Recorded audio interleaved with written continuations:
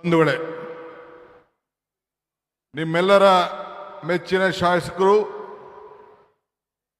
ನನ್ನ ಆತ್ಮೀಯರಾದಂಥ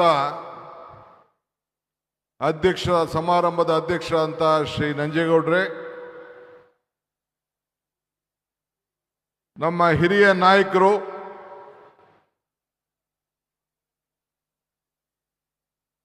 ರಾಜ್ಯದ ನೀರಾವರಿ ಸಚಿವರಾದಂಥ ರಾಮಲಿಂಗಾರೆಡ್ಡಿ ಅವರೇ,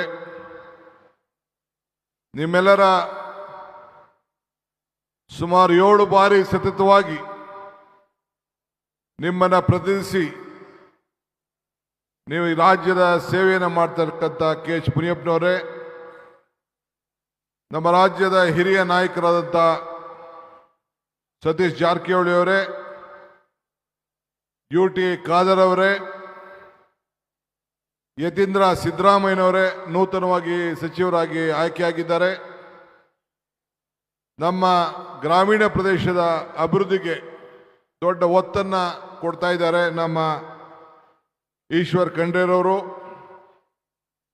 ನಮ್ಮ ಮಾಜಿ ಮಂತ್ರಿಗಳಾದಂಥ ಆತ್ಮೀಯರಾದಂಥ ಸುಧಾಕರ್ ಅವರೇ, ಮಂಜು ಕೊತ್ತೂರ್ ಅವರೇ, ನಾರಾಯಣ ಸ್ವಾಮಿ ಬಂಗಾರಪೇಟೆ ಅವರೇ, ರೂಪಾ ಶಶಿಧರ್ ಅವರೇ, ಸುದರ್ಶನ್ ಅವರೇ, ಅನಿಲ್ ಕುಮಾರ್ ಅವರೇ, ನನ್ನ ಹಳೆಯ ಶಾಸಕರು ಮಿತ್ರರವರು ವೆಂಕಟಶಿವಾರೆಡ್ಡಿ ಅವರೇ, ಸಮೃದ್ಧಿ ನಾಗರಾಜ್ ಅವರೇ, DT ಶ್ರೀನಿವಾಸ್ ಅವರೇ, ನಮ್ಮ ಹಿರಿಯ ಮುಖಂಡರಾದಂಥ ನಜೀರ್ ಅಹಮದ್ ಅವರೇ, ಮೂರ್ತಿಯವರು, ಮಂಜುನಾಥ್ ರವರು, ಇನ್ನು ಬಹಳ ಜನ, ಆದಿನಾರಾಯಣ್, ನಮ್ಮ ಜಿಲ್ಲಾ ಕಾಂಗ್ರೆಸ್ಸಿನ ಅಧ್ಯಕ್ಷ ಅಂತ ಲಕ್ಷ್ಮೀನಾರಾಯಣರವರು, ಬ್ಲಾಕ್ ಕಾಂಗ್ರೆಸ್ಸಿನ ಅಧ್ಯಕ್ಷಗಳು, ಗ್ಯಾರಂಟಿ ಸಮಿತಿ ಅಧ್ಯಕ್ಷರಾದಂಥ ಶಿವಕುಮಾರ್ ಅವರು, ಮಧುಗಂಗಾರ್ ಅವರು, ರಾಮ್ ಪ್ರಸಾದ್ ಅವರು ಇಬ್ಬರು ಕೂಡ ನಮ್ಮ ಅಧ್ಯಕ್ಷರಾಗಿದ್ದಾರೆ.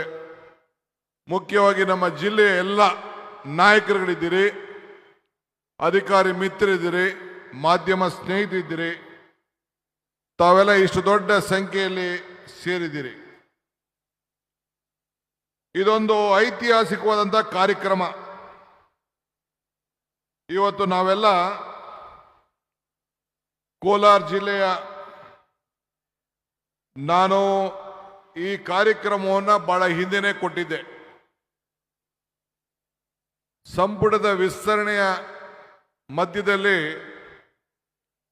ದಿನಾಂಕವನ್ನು ಕೊಟ್ಟು ಸುಮಾರು 8 ದಿನ ಈ ಶಾಮಿಯಾನ ಎಲ್ಲ ಕೂಡ ಕಾದಿ ಕುತ್ಕೊಂಡಿತ್ತು ಅಂತ ಹೇಳಿ ಶಾಸಕರು ನನ್ನ ಮೇಲೆ ಒತ್ತಡವನ್ನು ಹೇರಿದ್ರು. ಆದರೂ ಕೂಡ ತಾಲೂಕು ಮಟ್ಟದಲ್ಲಿ ಈಗಾಗಲೇ ವಿಭಾಗ ಮಟ್ಟದಲ್ಲಿ ಹೋಗಿ ನಾನು ಬರಗಾಲದ ವೀಕ್ಷಣೆ ಮಾಡಿ ಅಲ್ಲಿ ಕಾರ್ಯಕ್ರಮವನ್ನು ನಡೆಸ್ಕೊಂಡು ಬಂದೆ. ಆದರೆ ತಾಲೂಕು ಮಟ್ಟದಲ್ಲಿ ಇದೊಂದು ಪ್ರಥಮವಾಗಿ ದೇವಮೂಲೆಯಲ್ಲಿ ಈ ಒಂದು ಐತಿಹಾಸಿಕವಾದಂಥ ಕಾರ್ಯಕ್ರಮವನ್ನು ನೀವೆಲ್ಲ ಸೇರಿ ಮಾಡಿದ್ದೀರಿ. ನಂಜೇಗೌಡರ ಮುಖಂಡತ್ವದಲ್ಲಿ ಏನು ಈ ಕಾರ್ಯಕ್ರಮ ನಡೆದಿದೆ, ನಿಮ್ಮೆಲ್ಲರೂ ಕೂಡ ನನ್ನ ಕೋಟಿ ನಮಸ್ಕಾರಗಳನ್ನ ಅರ್ಪಿಸಲಿಕ್ಕೆ ನಾನು ಬಯಸ್ತಾ ಇದ್ದೇನೆ. ಈ ಜಿಲ್ಲೆ ನಿಮಗೊಂದು ಚಿನ್ನದ ನಾಡು ಅಂತೇಳಿ ಹೆಸರು ಬಂದಿದೆ. ದೇಶದ ಹೆಮ್ಮೆಯ ಪುತ್ರ ಸರ್ ಎಂ ವಿಶ್ವೇಶ್ವರಯ್ಯನವರು ಜನ್ಮ ಕೊಟ್ಟಂತ ಭೂಮಿ. ನಮ್ಮ ಸಾಹಿತ್ಯ ಕ್ಷೇತ್ರಕ್ಕೆ ಇವತ್ತು DVG ಅವರು ಹುಟ್ಟಿದಂಥ ನಾಡಿದು. ಕರ್ನಾಟಕದ ಮೊದಲ ಮುಖ್ಯಮಂತ್ರಿ KC ರೆಡ್ಡಿ ಅವರನ್ನ ನೀಡಿದಂಥ ಒಂದು ಪವಿತ್ರವಾದಂಥ ಜಿಲ್ಲೆ. ಇಂಥ ಕೋಲೂರಿನ ಮಾರುವಂಥ ಜನರಿಗೆ ನಾನು ಬಂದು ನಿಮ್ಮನ್ನೆಲ್ಲ ಉದ್ದೇಶಿಸಿ ಮಾತಾಡ್ತಾ ಇರೋದೇ ಒಂದು ನನ್ನ ಭಾಗ್ಯ. ಅಧಿಕಾರ ಶಕ್ತಿಯ ಒಂದು ಸಂಕೇತವಲ್ಲ, ಅದು ಜವಾಬ್ದಾರಿಯ ಸಂಕೇತ ಅಂತ ಹೇಳಿ ನಾನು ಅರಿದಿದ್ದೇನೆ. ಇವತ್ತು ಈ ರಾಜ್ಯದಲ್ಲಿ ನಿಮ್ಮೆಲ್ಲರ ಆಶೀರ್ವಾದದಿಂದ ನನಗೆ ಮತ್ತು ನಮ್ಮ ನಾಯಕರಾದಂಥ ಸಿದ್ದರಾಮಯ್ಯನವರಿಗೆ ಈ ರಾಜ್ಯವನ್ನು ಮುಂದೂಡಲು ತಾವೆಲ್ಲ ಅವಕಾಶವನ್ನು ಮಾಡಿಕೊಟ್ಟಿದ್ದೀರಿ. ಅಧಿಕಾರ ಇದು ನಾನು ಸಿಂಹಾಸನ ಅಂತ ಹೇಳಿ ಯಾವತ್ತೂ ಕೂಡ ನಾನು ಅನ್ಕೊಂಡಿಲ್ಲ. ಇದು ಜನರ ಸೇವೆಗೆ ಸಿಕ್ಕಿರಂತ ಒಂದು ದೊಡ್ಡ ಅವಕಾಶ.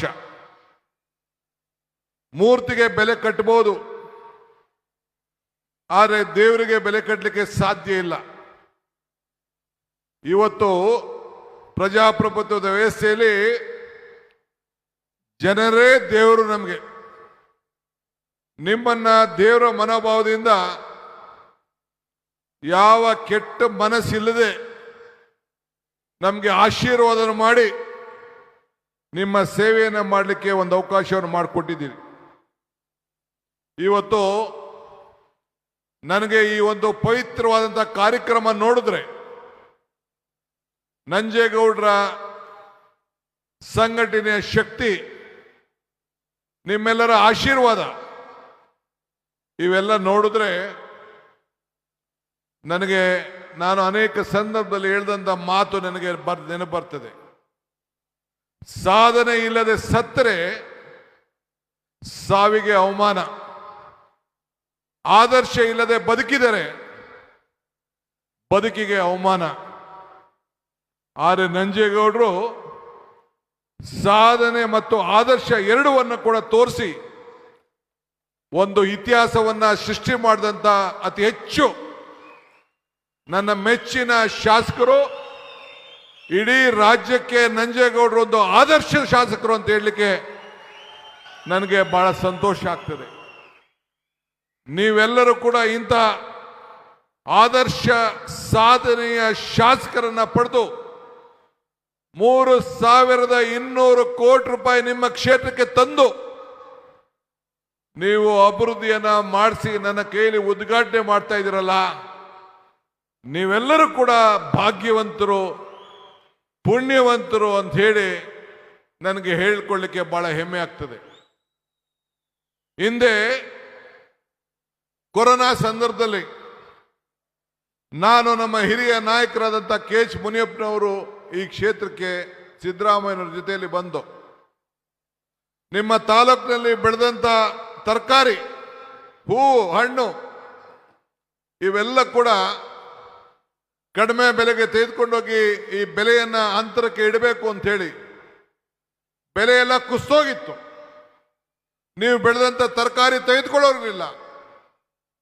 ಆದರೆ ಆ ಕೊರೋನಾ ಸಂದರ್ಭದಲ್ಲಿ ಇಡೀ ರಾಜ್ಯಕ್ಕೆ ಒಂದು ದೊಡ್ಡ ಹೆಸರನ್ನ ಕೊಟ್ಟಂತ ಒಂದು ಐತಿಹಾಸಿಕವಾದಂಥ ಈ ಮಾಲೂರು ತಾಲೂಕನ್ನ ನಾನು ಮರೆಯಲಿಕ್ಕೆ ಸಾಧ್ಯ ಇಲ್ಲ. ಈ ಜಿಲ್ಲೆ ಹಿಂದೆ ಹಲವಾರು ರಾಜ್ಯದ ಮಂತ್ರಿಗಳಿಂದ ಆಳಿದೆ. ಗಂಗಾ, ಕದಂಬ, ಚೋಳರು, ಪಲ್ಲರು, ಚಾಲುಕ್ಯರು ಎಲ್ಲ ಕೂಡ ಆಳಿದ್ದಾರೆ. ಆದರೆ ಈ ಜಿಲ್ಲೆಯ ರೈತರಿದಾರಲ್ಲ, ಕೋಲಾರ ಹಾಗೂ ಚಿಕ್ಕಬಳ್ಳಾಪುರದ ರೈತರು ನಿಮ್ಮನ್ನ ಯಾವತ್ತೂ ಕೂಡ ಇಡೀ ರಾಜ್ಯದ ಜನತೆ ನೆನೆಸ್ಕೊಳ್ಬೇಕು. ನಿಮ್ಮ ಭೂಮಿಯಲ್ಲಿ ನೀರಿನ ಮಟ್ಟ ಈಗೇನೋ KC ವ್ಯಾಲಿ, ಬೇರೆ ಬೇರೆ 2-3 ವ್ಯಾಲಿ ಮಾಡಿ ನೀರಿನ ಅಂತರ್ಜಲವನ್ನು ಹೆಚ್ಚಲಿಕ್ಕೆ ಪ್ರಯತ್ನ ಮಾಡ್ತಾ ಇದ್ದೇವೆ. ಆದರೆ ಕಷ್ಟ ಕಾಲದಲ್ಲಿ 2,000 ಅಡಿವರೆಗೂ ಕೂಡ ಭೂಮಿಯಲ್ಲಿ ನೀರು ಇಲ್ಲದೆ ಹೋದಾಗ ಇಡೀ ನಮ್ಮ ಬೆಂಗಳೂರು ನಗರಕ್ಕೆ ಹಾಲು, ರೇಷ್ಮೆ, ತರಕಾರಿ, ಹಣ್ಣು, ಹೂವು ಇದನ್ನೆಲ್ಲ ಕೊಟ್ಟು ಬೆಳೆದು ಅನೇಕ ರೈತರು ಇಡೀ ರಾಜ್ಯದಲ್ಲಿ ಸಾವಿರಾರು ರೈತರು ಸತ್ರು ಕೂಡ ನಿಮ್ಮ ಕೋಲಾರ ಜನತೆಯ ರೈತರಿದಾರಲ್ಲ, ಸ್ವಾಭಿಮಾನಿಗಳು ಒಬ್ರು ಕೂಡ ಆತ್ಮಹತ್ಯೆಯನ್ನ ಮಾಡಿಕೊಳ್ಳಿಲ್ಲ. ಅದಕ್ಕೆ ನಿಮ್ಮೆಲ್ಲರೂ ಕೂಡ ನನ್ನ ಸಾಕ್ಷಾಂಗ ನಮಸ್ಕಾರಗಳನ್ನ ಹೇಳಲಿಕ್ಕೆ ಬಯಸ್ತಾ ಇದ್ದೀನಿ. ಅಷ್ಟು ಧೈರ್ಯದಿಂದ ನಿಮ್ಮ ಬದುಕನ್ನು ತಾವು ತೋರಿಸ್ತಾ ಇದ್ದೀರಿ. ನಿಮಗೆ ನಾನು ಹಿಂದೆ ಅನೇಕ ಸಂದರ್ಭದಲ್ಲಿ ಕೆಲವು ಮಾತಾಡಿದ್ದೇನೆ. ದೇವರು ವರನೂ ಕೊಡುವುದಿಲ್ಲ, ಶಾಪನೂ ಕೊಡುವುದಿಲ್ಲ, ಅವಕಾಶ ಮಾತ್ರ ಕೊಡ್ತಾನೆ ಅಂತೇಳಿ. ಕೊಟ್ಟಂತ ಅವಕಾಶದಲ್ಲಿ ನಿಮ್ಮ ಬದುಕನ್ನ ರೇಷ್ಮೆಯಲ್ಲಿರ್ಬೋದು, ಹಾಲಲ್ಲಿರ್ಬೋದು, ತರಕಾರಿಯಲ್ಲಿರ್ಬೋದು ರೈತರು ಬದುಕಿ ಇವತ್ತು ಅನೇಕ ಇಂಡಸ್ಟ್ರಿಯಲ್ಗಳು ಬಂದಿರ್ಬೋದು. ಆದರೆ ನಿಮ್ಮ ಬದುಕು ಇದೆಯಲ್ಲ, ಇದು ಬಹಳ ಪ್ರಮುಖವಾದಂಥದ್ದು. ಇದಕ್ಕೆ ನಿಮಗೆ ಒಂದು ಇತಿಹಾಸವನ್ನ ಇದೆ. ನಮ್ಮ ನಂಜೇಗೌಡರು ನಿಮ್ಗೆಲ್ಲ ಮಾತು ಕೊಟ್ಟಿದ್ದಾರೆ. ಸಾಧನೆಯ ಸಂಭ್ರಮ ಅಂತ ಹೇಳಿ ಈ ಕಾರ್ಯಕ್ರಮವನ್ನು ರೂಪಿಸಿದ್ದಾರೆ. ಮಾತು ಕೊಡೋದು ಮುಖ್ಯ ಅಲ್ಲ, ಆ ಮಾತನ್ನ ಉಳಿಸ್ಕೊಳ್ಳೋದು ಬಹಳ ಮುಖ್ಯ. ಹುಡಿ ಪೆಟ್ಟು ಬಿಡದೆ ನನಗೆ ಯಾವುದೋ ಶಿಲೆ ಕೊಟ್ಟರು. ಅವರು ತಿರುಪತಿ ತಿಮ್ಮಪ್ಪ ವೆಂಕಟೇಶ್ವರನ ಶಿಲೆ ಕೊಟ್ಟರು, ಬೇರೆಯವ್ರಿಗೂ ಎಲ್ಲ ಕೂಡ ಶಿಲೆಗಳನ್ನ ಕೊಟ್ಟರು.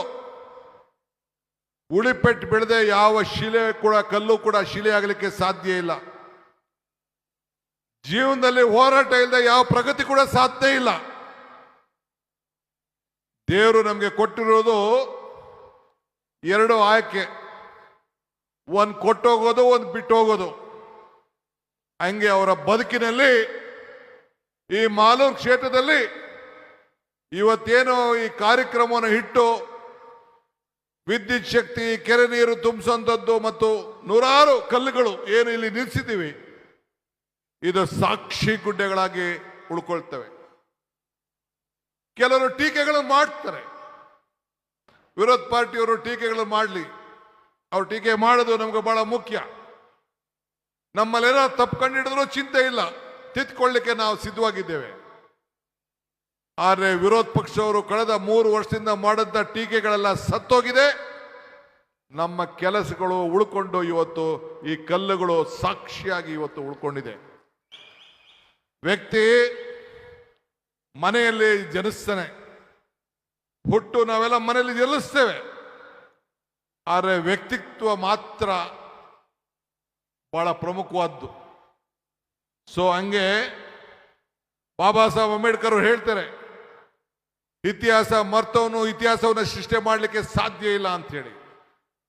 ಹಂಗೆ ಈ ಕಾರ್ಯಕ್ರಮ ನಂಜೇಗೌಡರು ಮತ್ತು ನಿಮ್ಮೆಲ್ಲರ ಕಾರ್ಯಕ್ರಮ ಇದು. ನಾನು ನಂಜೇಗೌಡರು ಒಬ್ಬರಿಗೆ ನಾನು ಅಭಿನಂದಿಸುವುದಿಲ್ಲ, ಈ ಮಾಲೂರು ತಾಲೂಕಿನ ಪ್ರತಿಯೊಬ್ಬರು ಕೂಡ ನಮ್ಮ ಮೇಲೆ ಏನು ನಂಬಿಕೆಯನ್ನು ಇಟ್ಕೊಂಡು ಆಶೀರ್ವಾದ ಮಾಡ್ತಾ ಇದ್ದೀರಿ, ಇದು ಬಹಳ ಮುಖ್ಯ. ನೀವೆಲ್ಲ ಕೂಡ ನೀವು ಅಭಿನಂದನೆಗೆ ಪಾತ್ರರಾಗಿದ್ದೀರಿ. ಸೋಲು ಯಾವಾಗಲೂ ಕೂಡ ಇರ್ತದೆ, ಹಿಂದೆ ಸೋಲುಗಳು ಬೇಕಾದಷ್ಟು ಆಗಿದೆ ನಮ್ಮ ಪಕ್ಷಕ್ಕೆ. ಆದರೆ ನಾವು ಸಾಧನೆಗಳನ್ನು ಕೂಡ ಆ ಸೋಲಿನ ಜೊತೆಯಲ್ಲಿ ಕೂಡ ನಾವು ಸ್ವೀಕಾರವನ್ನು ನಾವು ಮಾಡಿದ್ದೇವೆ. ಇವತ್ತು ಪ್ರತಿಯೊಬ್ಬರು ಕೂಡ ನಮ್ಮ ಬದುಕಿನಲ್ಲಿ ಎಲ್ಲರೂ ಕೂಡ ಅನೇಕ ನೋವುಗಳನ್ನು ನಾವು ನೋಡ್ಕೊಂಡು ಬಂದಿದ್ದೇವೆ. ಆದರೆ ಅದನ್ನ ನೋವುಗಳನ್ನು ತೀರಿಸುವಂತ ವಿಧಾನ, ಜನರ ನಂಬಿಕೆ, ಇವೆಲ್ಲ ಬಹಳ ಮುಖ್ಯವಾದಂತ ವಿಚಾರ. ಹೋರಾಟ ಇಲ್ಲ ಅಂದ್ರೆ ಪ್ರಗತಿ ಮಾಡಲಿಕ್ಕೆ ಸಾಧ್ಯ ಇಲ್ಲ. ಬದಲಾವಣೆಗಳು, ಇವೆಲ್ಲ ಬದಲಾವಣೆಗಳಿದೆಯಲ್ಲ, ಇವೆಲ್ಲ ಅವಕಾಶಗಳನ್ನ ಸೃಷ್ಟಿ ಮಾಡ್ತದೆ. ಒಳ್ಳೆಯದು ಉಳಿಸ್ಕೊಳ್ಬೇಕಾದ್ರೆ ಅನೇಕ ಕೆಟ್ಟವ್ರ ಜೊತೆ ಹೋರಾಟವನ್ನು ಕೂಡ ನಾವು ಮಾಡಬೇಕಾಗ್ತದೆ.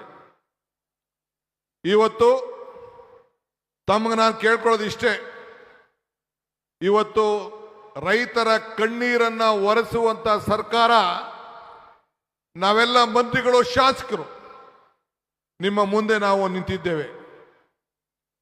ಕೃಷಿ ನಿಮ್ಮೆಲ್ಲರ ಸಂಸ್ಕೃತಿ, ರೈತರೇ ನಮ್ಮ ಆಸ್ತಿ. ನಾನು ಹಿಂದೆ ಎಲೆಕ್ಷನ್ ಟೈಮಲ್ಲಿ ಒಂದು ಮಾತು ಹೇಳಿದೆ. ನಮ್ಮ ಸ್ನೇಹಿತ ವೆಂಕಟೇಶ್ವರರೆಡ್ಡಿ ಮತ್ತು ಕೆಲವು ಸ್ನೇಹಿತರಿಗೆ ನೋವಾಗ್ಬೋದು. ಕಮಲ ಕೆರೆಯಲ್ಲಿದ್ದರೆ ಚಂದ, ತೆನೆ ಹೊಲದಲ್ಲಿದ್ದರೆ ಚಂದ, ಈ ದಾನ ಧರ್ಮ ಮಾಡುವ ಕೈ ಅಧಿಕಾರದಲ್ಲಿದ್ರೆ ಮಾತ್ರ ಚಂದ ಅಂತ ಹೇಳಿದೆ. ಈ ದಾನ ಧರ್ಮ ಅಧಿಕಾರಕ್ಕೆ ಬಂದದಕ್ಕೆ ಇವತ್ತು ನಾವು 5 ಗ್ಯಾರಂಟಿಗಳನ್ನು ಕೊಟ್ಟು, 5 ಗ್ಯಾರಂಟಿ ಏನು ಮಾಡ್ತು? ನಿಮ್ಮ ಬದುಕನ್ನೇ ಬದಲಾವಣೆ ಮಾಡ್ತು. 1,60,00,000 ಜನರಿಗೆ ಮನೆಯಲ್ಲಿ ಉಚಿತವಾಗಿ ಬೆಳಕನ್ನ ಹಚ್ತಾ ಇದ್ದೇವೆ. 1,26,00,000 ಯಜಮಾನಿಯರಿಗೆ ನೇರವಾಗಿ ಅವರ ಅಕೌಂಟ್ಗೆ ಹಣ ಕಳಿಸ್ಕೊಡ್ತಾ ಇದ್ದೇವೆ. ನಮ್ಮ ರಾಮಲಿಂಗಾರೆಡ್ಡಿ ಅವರ ಮುಖಂಡತ್ವದಲ್ಲಿ ಎಲ್ಲ ನನ್ನ ತಾಯಂದಿರು ಉಚಿತವಾಗಿ ಬೆಂಗಳೂರು, ಧರ್ಮಸ್ಥಳ, ಕುಕ್ಕೆ ಸುಬ್ರಹ್ಮಣ್ಯ, ಮೈಸೂರು, ಚಾಮುಂಡಿ ಎಲ್ಲ ಕೂಡ ಭೇಟಿಯನ್ನು ಕೊಡ್ತಾ ಇದ್ದೀರಿ. ಎಷ್ಟೋ ಜನ ಬೆಂಗಳೂರಿನಿಂದ ಹೊರಗಡೆಯಿಂದ ಬಂದು ನಿಮ್ಮ ಜಿಲ್ಲೆಯಲ್ಲಿರುವಂಥ ಅನೇಕ ಧಾರ್ಮಿಕ ಕ್ಷೇತ್ರಗಳಿಗೆ ಕೂಡ ಭೇಟಿ ಕೊಡ್ತಾ ಇದ್ದಾರೆ.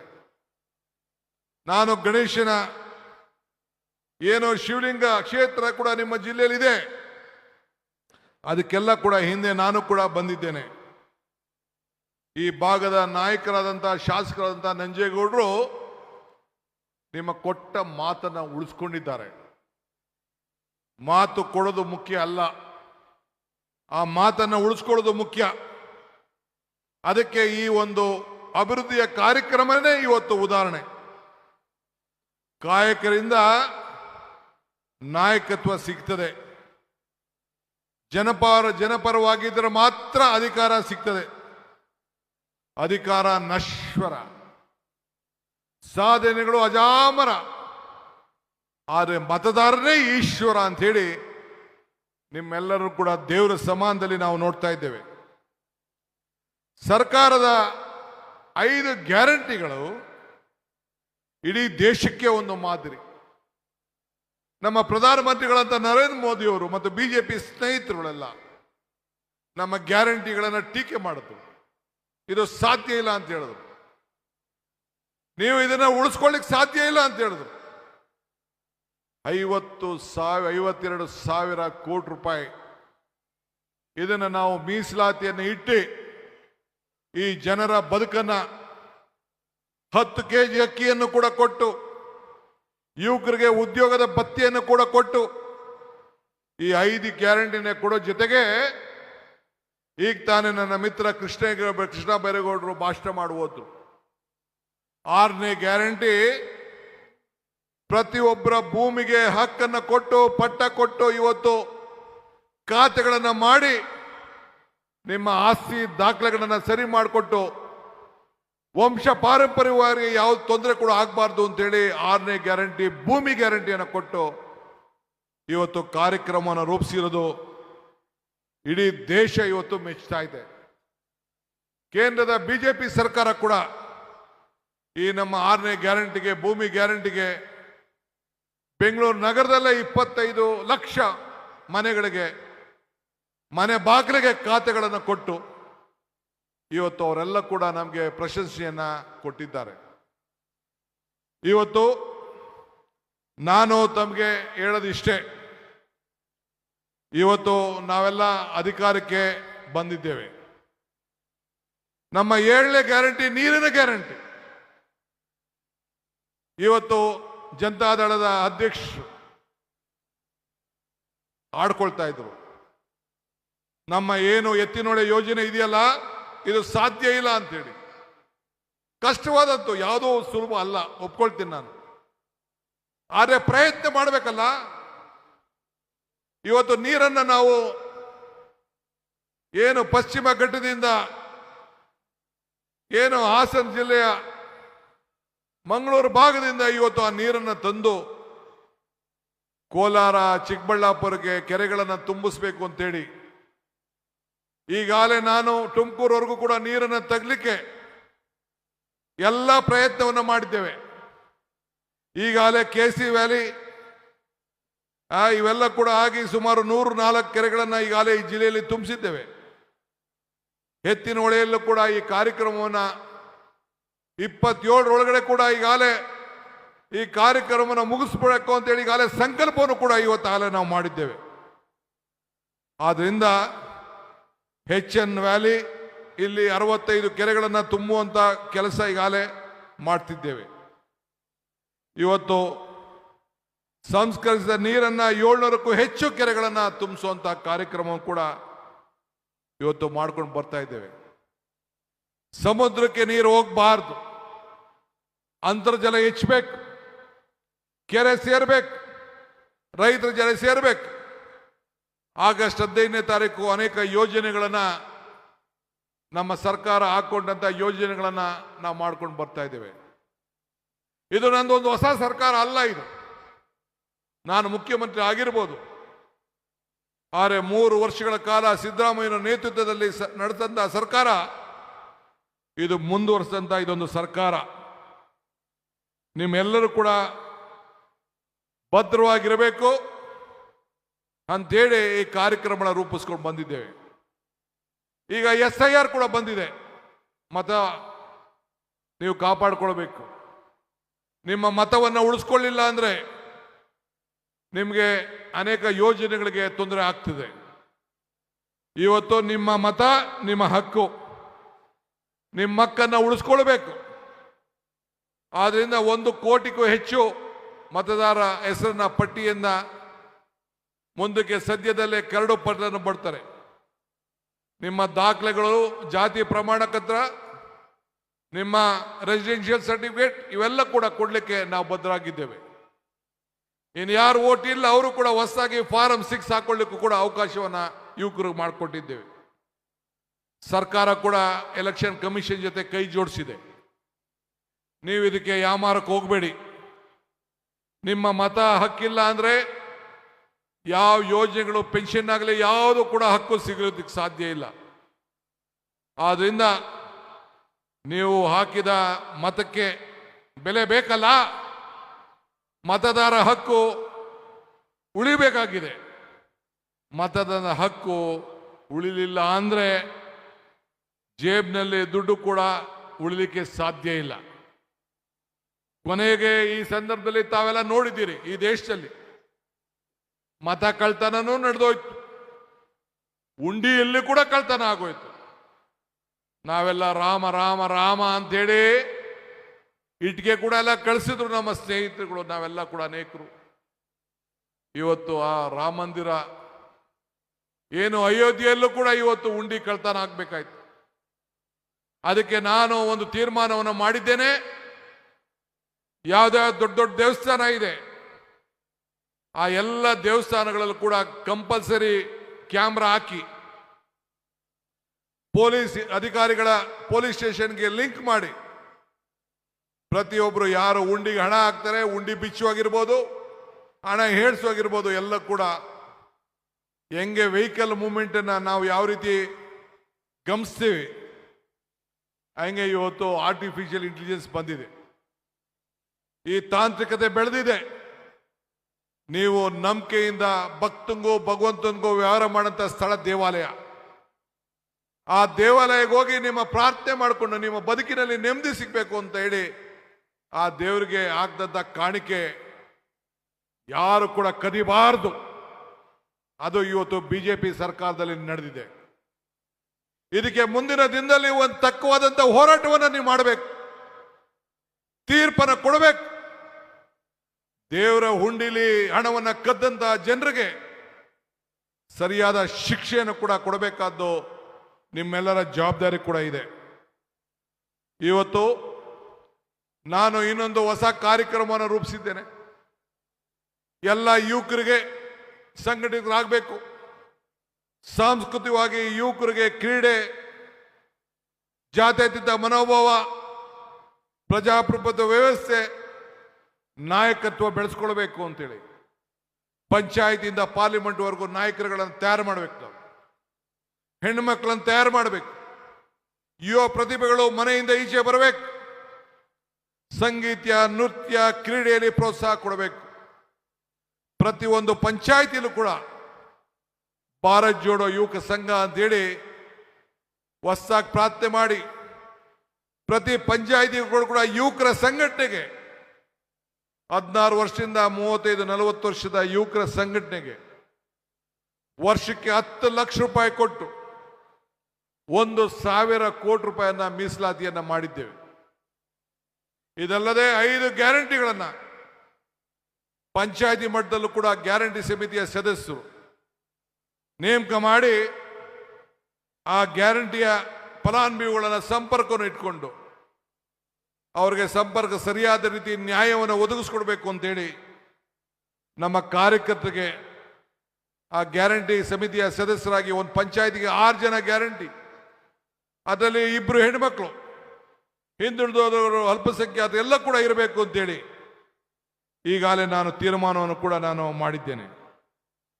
ಹಂಗೆ ಇವತ್ತು 16 ಕಾರ್ಯಕ್ರಮವನ್ನು ಇವತ್ತು ಇಟ್ಕೊಂಡಿದ್ದೇವೆ.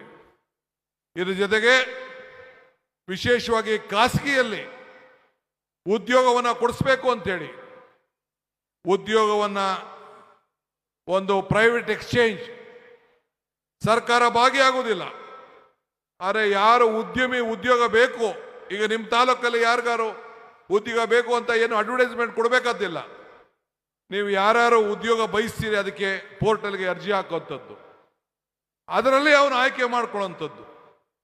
ಯಾರಿಗೆ ಕೌಶಲ್ಯ ಇಲ್ಲ ಆ ಕೌಶಲ್ಯನೂ ಕೂಡ ಸರ್ಕಾರ ತಯಾರು ಮಾಡಿ ಕೊಟ್ಟು, ಅವ್ರು ಈ ಬೆಂಗಳೂರಿಗೆ ಏನು ವಲಸೆ ಹೋಗ್ತಾ ಇದ್ರಲ್ಲ ಆ ವಲಸೆ ಹೋಗೋದನ್ನು ತಪ್ಪಿಸ್ಬೇಕು ಅಂತೇಳಿ ಇಂಥ ಕಾರ್ಯಕ್ರಮವನ್ನು ನಾವು ರೂಪಿಸಿದ್ದೇವೆ. 70,000 ಹುದ್ದೆಗಳನ್ನು ಭರ್ತಿ ಮಾಡಲು ಈಗಾಗಲೇ ಕಾರ್ಯಕ್ರಮವನ್ನು ರೂಪಿಸಿದ್ದೇವೆ. ಇವತ್ತು ಶಿಕ್ಷಣ, ನೀರಾವರಿ, ಕೇಂದ್ರದ ಯೋಜನೆಗಳು, ಇವತ್ತು ನಮ್ಮ ಸತೀಶ್ ಜಾರಕಿಹೊಳಿ ಅವರು ನಿಮ್ಮ ಮುಂದೆ ಬಂದು ಕೂತಿದ್ದಾರೆ. ಇಡೀ PW ಇಲಾಖೆಗೆ ಒಂದು ಕ್ರಾಂತಿಕಾರಿ ಹೆಜ್ಜೆಯನ್ನ ಇಡ್ತಾ ಇದ್ದಾರೆ. ಆರೋಗ್ಯ, ಶಿಕ್ಷಣ, ನೀರಾವರಿ ಇವಕ್ಕೆಲ್ಲ ಕೂಡ ಈಗಾಗಲೇ ನಮ್ಮ ಟ್ರಾನ್ಸ್ಪೋರ್ಟ್ ಇಲಾಖೆಯಲ್ಲಿ ರಾಮಲಿಂಗಾರೆಡ್ಡಿ ಅವರು ಕೊಟ್ಟಂತ ದೇವಸ್ಥಾನಗಳಿಗೆ ಕೊಟ್ಟಂತದ್ದು. ಮೊನ್ನೆ ಅರ್ಚಕರೆಲ್ಲ ಬಂದಿದ್ರು, ನನಗೆ ಪ್ರಾರ್ಥನೆ ಮಾಡಿದ್ರು. ಇಡೀ ಅವರ ಬದುಕಿನಲ್ಲಿ 50 ವರ್ಷದ ಅರ್ಚಕರ ಬದುಕಿನಲ್ಲಿ ಇಂಥ ಮಂತ್ರಿ ಯಾರೂ ಇಲ್ಲ ಸ್ವಾಮಿ, ನಮಗೆ ರಾಮಲಿಂಗಾರೆಡ್ಡಿ ಅವನ್ನೇ ಕೊಡಬೇಕು ಅಂತ ಕೇಳಿದ್ರು. ಅವರೇನು ಬ್ರಾಹ್ಮಣರಲ್ಲ ಅವರು. ಆದರೆ ಆ ರೀತಿ ಆ ಹೃದಯವನ್ನು ಇವತ್ತು ಗೆದ್ದಂಥ ಮಂತ್ರಿಗಳು ನಮ್ಮ ಸುಧಾಕರ್ ಅವರು, MC ಸುಧಾಕರ್ ಅವರು ಶಿಕ್ಷಣ ಕ್ಷೇತ್ರದಲ್ಲಿ 3 ವರ್ಷಗಳ ಕಾಲ ಮಾಡಿದಂಥ ಸೇವೆ ಇತಿಹಾಸ ಪುಟಕ್ಕೆ ಸೇರಿದೆ. ಶಿಕ್ಷಣ ನೀತಿಗೆ ಒಂದು ಬದಲಾವಣೆಯ ಕಾರ್ಯಕ್ರಮವನ್ನು ಕೊಟ್ಟು ಇವತ್ತು ಸಹಾಯವನ್ನು ಮಾಡಿದ್ದಾರೆ. ನಿಮ್ಮ ಮುಂದೆ ನಮ್ಮ ಮುನಿಯಪ್ಪನವರಿದ್ದಾರೆ.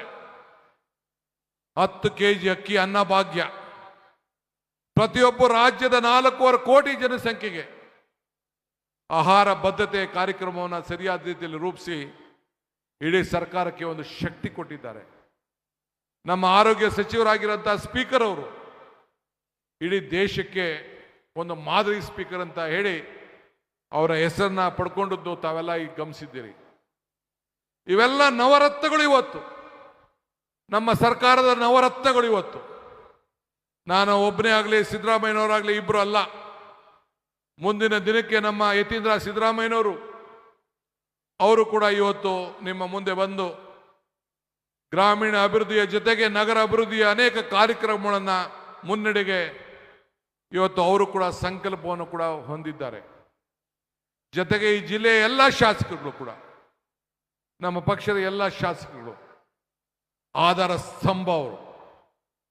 ಇವತ್ತು ಎಲ್ಲರೂ ಕೂಡ ನಾನು ಮನವಿ ಮಾಡ್ತೇನೆ, ಒಗ್ಗಟ್ಟಿನಲ್ಲಿ ಬಲ ಇದೆ, ಜೊತೆಯಲ್ಲಿ ಬಲವಿದೆ. ಮಂತ್ರಿ ಮಂಡಲದಲ್ಲಿ ಈ ಜಿಲ್ಲೆಗೆ ಸ್ಥಾನ ಕೊಡ್ಲಿಕ್ಕೆ ಆಗಿಲ್ಲ, ಅನೇಕ ಕಾರಣಕ್ಕಾಗ್ತಿದೆ. ಆದರೆ ಪ್ರತಿಯೊಬ್ಬ ಶಾಸಕರು ಕೂಡ ಅವರೇ ಮುಖ್ಯಮಂತ್ರಿಗಳು, ಅವರೇ ಮಂತ್ರಿಗಳು, ಆ ಶಕ್ತಿಯನ್ನು ತುಂಬುವಂತ ಕೆಲಸ ಈ DK ಶಿವಕುಮಾರ್ ಮಾಡ್ತಾನೆ ಅನ್ನೋ ಮಾತನ್ನ ಈ ಸಂದರ್ಭದಲ್ಲಿ ಹೇಳಲಿಕ್ಕೆ ನಾನು ಬಯಸ್ತಾ ಇದ್ದೇನೆ. ಇದು ನನ್ನ ಕರ್ತವ್ಯ. ಇಡೀ ಕರ್ನಾಟಕದ ಹೆಸರು ವಿಶ್ವದಲ್ಲೇ ಇವತ್ತು ಬೆಳಗ್ತಾ ಇದೆ. ನಾನು ಪ್ರಧಾನಮಂತ್ರಿಗಳಿಗೆ ಹೇಳಿದೆ ಮೈಸೂರಿನಲ್ಲಿ, ವಿವೇಕಾನಂದ ಅವರು ಹೇಳ್ತಾರೆ, ಅಧಿಕಾರ ಇಲ್ಲದೆ ಹೋದಾಗ ಕಷ್ಟ ಕಾಲದಲ್ಲಿ ಬಿ ಬೋಲ್ಡ್ ಹಾರ್ಟೆಡ್, ಅಧಿಕಾರ ಬಂದಾಗ ಈ ಹೃದಯ ಶ್ರೀಮಂತಿಕೆ ಇರಬೇಕು, ಕರ್ನಾಟಕದ ಮೇಲೆ ನೀವು ಹೃದಯ ಶ್ರೀಮಂತಿಕೆಯನ್ನು ತೋರಿಸಬೇಕು ಅಂತ ಹೇಳಿ ಅವ್ರಿಗೆ ನಾನು ಮನವಿಯನ್ನು ಮಾಡಿದೆ. ಇಡೀ ಜನ ಹೇಳಿದ್ರು ಒಳ್ಳೆ ತೀರ್ಮಾನವನ್ನು ನೀನು ಮಾಡಿದಿ ಅಂತೇಳಿ. ಇವತ್ತು ಪ್ರಗತಿಗೆ ನಾವು ಗೌರವನ ಕೊಡ್ತಾ ಇದ್ದೇವೆ. ಜಲ ಜೀವನದ ಒಂದು, ಜೀವಕ್ಕೆ ಒಂದು ನೆಮ್ಮದಿ. ನೀರಿಲ್ಲದೆ ಬದುಕಿಲ್ಲ. ಇವತ್ತು ಕೋಲಾರ ಜಿಲ್ಲೆ, ಚಿಕ್ಕಬಳ್ಳಾಪುರ ಜಿಲ್ಲೆಯವರು ಏನು ನೀರಿಲ್ಲದೆ ತಾವು ಕಷ್ಟವನ್ನು ಅನುಭವಿಸಿದ್ದೀರಿ, ಅದಕ್ಕೆ ವಿವಿಧ ರೀತಿ ಕಾರ್ಯಕ್ರಮವನ್ನು ರೂಪಿಸ್ತಾ ಇದ್ದೇವೆ. ಈ ನಿಟ್ಟಿನಲ್ಲಿ ಮಾಲೂರು ಮತ್ತು ಬಂಗಾರಪೇಟೆ ಮನೆಗೂ ಕೂಡ ನಿರಂತರವಾಗಿ ಕುಡಿಯುವಂತ ನೀರಿನ KGF ಆದಿಯಾಗಿ ಈ ಜಿಲ್ಲೆಯ ಕೋಲಾರ ಸೇರ್ಕೊಂಡಂಗೆ ಮತ್ತು ಬೇರೆ ಶ್ರೀನಿವಾಸಪುರ ಇರ್ಬೋದು, ಮಾಲೂರು ಇರ್ಬೋದು, ಪಕ್ಕದ ಮುಳುಬಾಗಲಿರ್ಬೋದು, ಅವ್ರಿಗೂ ಕೂಡ ನಾವು ಅನ್ಯಾಯ ಮಾಡಲಿಕ್ಕೆ ತಯಾರಿಲ್ಲ. ನಾವೆಲ್ಲ ಒಗ್ಗಟ್ಟಿನಿಂದ ಈ ಶಾಸಕರ ಜವಾಬ್ದಾರಿಯನ್ನು ಸೇರಿಕೊಂಡು ಒಟ್ಟು ಕೆಲಸವನ್ನು ಮಾಡ್ಕೊಂಡು ನಾವು ಹೋಗ್ತೇವೆ. ಮುಂದಿನ ದಿನದಲ್ಲಿ ಅನೇಕ ಕಾರ್ಯಕ್ರಮವನ್ನು ರೂಪಿಸ್ತಾ ಇದ್ದೇವೆ. ಮತ್ತೊಂದು, ನಿಮ್ಮ ಮನೆ ಬಾಗಿಲಿಗೆ ಸರ್ಕಾರ ಬರಲಿದೆ. ಇವತ್ತು ಪ್ರತಿ ಜಿಲ್ಲಾ ಮಂತ್ರಿಗಳು ಕೂಡ ಪ್ರತಿ ಕ್ಷೇತ್ರಕ್ಕೆ ಹೋಗಿ ಮುಂದಿನ ದಿನದಲ್ಲಿ ಪ್ರತಿ ಹೋಬಳಿಗೆ ಹೋಗಿ 15 ದಿನಕ್ಕೆ ಒಮ್ಮೆ ಜನರ ಅಹವಾಲನ್ನು ಸ್ವೀಕಾರ ಮಾಡಂತ ಒಂದು ಸರ್ಕಾರದ ಒಂದು ಹೊಸ ಕಾರ್ಯಕ್ರಮವನ್ನು ಕೂಡ ಈಗಾಗಲೇ ನಾನು ರೂಪಿಸಿದ್ದೇನೆ. ಶಾಸಕರು ಕೂಡ ಕಂಪಲ್ಸರಿ ಆಗಿ ಈ ಪ್ರತಿಯೊಂದು ಪಂಚಾಯತಿಗೂ ಕೂಡ ಹೋಗಿ ಎಲ್ಲ ಅಧಿಕಾರಿಗಳನ್ನ ಕರ್ಕೊಂಡೋಗಿ ಜನರ ಸಮಸ್ಯೆಯನ್ನು ಆಲಿಸಬೇಕು. ಇದಕ್ಕೊಂದು ಪ್ರಜಾಸೇವೆ ಇಲಾಖೆ ಅಂತೇಳಿ ಹೊಸ ಕಾರ್ಯಕ್ರಮವನ್ನು ಕೂಡ ಇವತ್ತು ನಾವು ರೂಪಿಸಿದ್ದೇವೆ. ಇವೆಲ್ಲ ಕೂಡ ಮುಂದಿನ ದಿನಗಳಲ್ಲಿ ನಿಮ್ಮ ಮೇಲೆ ಏನು ಒಂದು ವಿಶ್ವಾಸ ಇಟ್ಟಿದ್ದೇವೆ, ನಂಬಿಕೆ ಇಟ್ಟಿದ್ದೇವೆ, ಅದಕ್ಕೆಲ್ಲ ಒಂದು ದೊಡ್ಡ ಶಕ್ತಿ ತುಂಬುವಂಥ ಕೆಲಸವನ್ನು ನಾವು ಮಾಡ್ತೇವೆ. ನನ್ನ ಮಿತ್ರ ಮತ್ತು ನನ್ನ ಸೋದರ ಸಮಾನಾದಂಥ ನಮ್ಮ ನಂಜೇಗೌಡರು, ಅವರ ಜೊತೆಯಲ್ಲಿ ಎಲ್ಲ ಕಾರ್ಯಕರ್ತರು, ಮತದಾರರು ನಿಮ್ಮ ಕೈಯನ್ನು ಬಲಪಡಿಸುವಂಥ ಕೆಲಸ ಈ ಸರ್ಕಾರ ಮಾಡ್ತದೆ. ಅವರು ಕೂಡ ಉತ್ತಮವಾದಂಥ ಕೆಲಸ ಮಾಡಿದ್ದಾರೆ. ಈ ಕಾರ್ಯಕ್ರಮಕ್ಕೆ ದುಡಿದಂಥ ಎಲ್ಲ ಕಾರ್ಯಕರ್ತರಿಗೆ, ಅಧಿಕಾರಿಗಳು ಕೂಡ ನಾನು ಈ ಸಂದರ್ಭದಲ್ಲಿ ಅಭಿನಂದಿಸಿ ತಮ್ಮೆಲ್ಲರೂ ಕೂಡ ಶುಭವನ್ನು ಹಾರೈಸಿ ಮುಂದೆ 10-15 ದಿನಗಳ ಕಾಲ ವಿಧಾನಸೌಧ ಇರ್ತದೆ. ಇವತ್ತು ಸರ್ಕಾರಿ ಮೆಡಿಕಲ್ ಕಾಲೇಜ್ ಕೂಡ ಈಗಾಗಲೇ ಬಜೆಟ್ನಲ್ಲಿ ಘೋಷಣೆ ಆಗಿದೆ. ಕೋಲಾರದ APMC ಬಗ್ಗೆ ಈಗಾಗಲೇ ಕಾರ್ಯಕ್ರಮವನ್ನು ರೂಪಿಸಿ 60 ಎಕರೆ ಮಂಜೂರು ಮಾಡಲಿಕ್ಕೆ ಈಗಾಗಲೇ ಸಿದ್ಧತೆ ಕೂಡ ಆಗ್ತಾ ಇದೆ. ಎತ್ತಿನೊಳೆ ಯೋಜನೆ ಏನಿದೆಯಲ್ಲ, ನಮ್ಮ ಮುನಿಯಪ್ಪನವರು ಆದಿಯಾಗಿ ನಮ್ಮೆಲ್ಲ ಶಾಸಕರು ಕಂಕಣಬದ್ಧವಾಗಿ ನನ್ನ ಮೇಲೆ ಒತ್ತಡವನ್ನು ಹೇರ್ತಾ ಇದ್ದಾರೆ. ನಾನು ಕೂಡ ಅದಕ್ಕೆ ಹೊಸ ರೂಪವನ್ನು ಕೊಡ್ತಾ ಇದ್ದೇನೆ. ರಾಮಲಿಂಗಾರೆಡ್ಡಿಯವರು ನಾನು ಇಬ್ರು ಕೂಡ ನಾವು ಮಾತಾಡ್ಕೊಂಡಿದ್ದೇವೆ. ನೀರನ್ನ ಹರಿಸಬೇಕಾದ್ದು, ತುಂಬಿಸ್ಬೇಕಾದ್ದು ಬರೀ 30 ದಿನದಲ್ಲಿ ನೀರನ್ನ ಕೆರೆಗಳನ್ನು ತುಂಬಿಸುವಂತ ಏನು ಈ ಕಾರ್ಯಕ್ರಮ ಇದೆಯಲ್ಲ, ಅದು ಕೂಡ ಇದನ್ನ ಮುಂದುವರಿತದೆ. ಚಿಂತೆ ಮಾಡೋದು ಬೇಡ. ನಮ್ಮ ಮೇಲೆ ಅಪಾರವಾದಂಥ ವಿಶ್ವಾಸ, ನಂಬಿಕೆಯನ್ನು ಇಟ್ಕೊಂಡಿದ್ದೀರಿ. ಆ ನಂಬಿಕೆಯನ್ನು ಹಸು ಮಾಡೋದಿಲ್ಲ. ನಿಮ್ಮ ಆಶೀರ್ವಾದ ನಮ್ಮ ಸರ್ಕಾರದ ಮೇಲೆ ಇರಲಿ. ಚಿಂತೆ ಮಾಡೋದು ಬೇಡ. ವಿರೋಧ ಪಾರ್ಟಿಯವರು ಇಲ್ಲಿ ಏನು ಬೇಕಾದ್ರೂ ಆಸೆ ಪಟ್ಕೊಳ್ಳಿ, ಅದು ತಪ್ಪೇನೇ ಇಲ್ಲ. ಅವ್ರು ಏನು ಬೇಕಾದ್ರೂ ಮಾಡ್ಕೊಳ್ಳಿ. ನಮಗೂ ನಿಮಗೂ ಇರುವಂಥ ಸಂಬಂಧ ಭಕ್ತಂಗೂ ಭಗವಂತನಿಗಿರುವಂಥ ಸಂಬಂಧ. ಇಂಥ ಒಂದು ದೇವಾಲಯ ಸ್ವರೂಪದಲ್ಲಿ ಕೂತ್ಕೊಂಡು ನೀವೆಲ್ಲ ನಮ್ಗೆ ಆಶೀರ್ವಾದ ಮಾಡಲಿಕ್ಕೆ ಇಷ್ಟು ದೊಡ್ಡ ಸಂಖ್ಯೆಯಲ್ಲಿ ಬಂದಿದ್ದೀರಿ. ನಿಮ್ಮೆಲ್ಲರ ಪಾದಗಳಿಗೆ ನನ್ನ ಸಾಕ್ಷಾಂಗ ನಮಸ್ಕಾರಗಳನ್ನು ಹೇಳಿ, ಸದಾ ನೀವೆಲ್ಲ ಒಟ್ಟಿಗೆ ಸೇರಿ ಈ ರಾಜ್ಯವನ್ನು ಅಭಿವೃದ್ಧಿ ಮಾಡೋಣ, ಈ ಜಿಲ್ಲೆ, ಈ ಕ್ಷೇತ್ರವನ್ನು ಅಭಿವೃದ್ಧಿ ಮಾಡೋಣ ಅಂತ ಹೇಳಿ ಇನ್ನು ಅನೇಕ ವಿಧಾನ ಪರಿಷತ್ತಿನ ಸದಸ್ಯರು ಕೂಡ ಈ ಜಿಲ್ಲೆಯವರು, ಅನಿಲ್ ಕುಮಾರ್, ಶ್ರೀನಿವಾಸ್ ಆದಿಯಾಗಿ ಅವರೆಲ್ಲರೂ ಕೂಡ ಇದ್ದಾರೆ. ನಮ್ಮ ಮಂಜು ಕೋಲಾರ ಶಾಸಕರು ಆದಿಯಾಗಿ, ಮುಳುಬಾಗಿಲು ಶಾಸಕರು ಆದಿಯಾಗಿ ಎಲ್ಲರೂ ಕೂಡ, ಶ್ರೀನಿವಾಸಪುರ ಶಾಸಕರೆಲ್ಲ ಕೂಡ ಇದ್ದಾರೆ. ನಾವೆಲ್ಲ ಒಟ್ಟಿಗೆ ಸೇರಿ ಕೆಲಸವನ್ನು ಮಾಡ್ಕೊಂಡು ನಾವು ಹೋಗ್ತೇವೆ ಅನ್ನೋ ಮಾತನ್ನು ಹೇಳಿ, ತಮ್ಮ ಆಶೀರ್ವಾದ ಇರಲಿ. ಮುನಿಯಪ್ಪನವರು ನಿಮ್ಮಿಂದ ದೂರ ಹೋಗಿಲ್ಲ. ಯಾವಾಗಲೂ ಕೂಡ ಕೋಲಾರ ಜನತೆಯ ಬದುಕಿನ ಬಗ್ಗೆ ಚಿಂತೆ ಮಾಡ್ತಾ ಇದ್ದಾರೆ. ಅವರು ಕೂಡ ನಿಮಗೆ 7 ಬಾರಿ ನಿಮ್ಮನ್ನು ಪ್ರತಿನಿಧಿಸಿದ್ದಾರೆ. ಅವರು ಕೂಡ ನಮ್ಮ ಜೊತೆಯಲ್ಲಿ, ಸರ್ಕಾರ ಜೊತೆಯಲ್ಲಿ ಕೈ ಜೋಡಿಸಿದ್ದಾರೆ. ನಾವೆಲ್ಲ ಒಟ್ಟಿಗೆ ನಿಮ್ಮ ಸೇವೆಯನ್ನು ಮಾಡ್ತೇವೆ. ನಿಮ್ಮ ಆಶೀರ್ವಾದ ಸದಾ ಇರಲಿ. ನಂಜೇಗೌಡರಿಗೆ ಅಭಿನಂದನೆ ಹೇಳಿ ನನ್ನ ಮಾತನ್ನು ಮುಗಿಸ್ತೇನೆ. ಜೈ ಹಿಂದ್, ಜೈ ಕರ್ನಾಟಕ.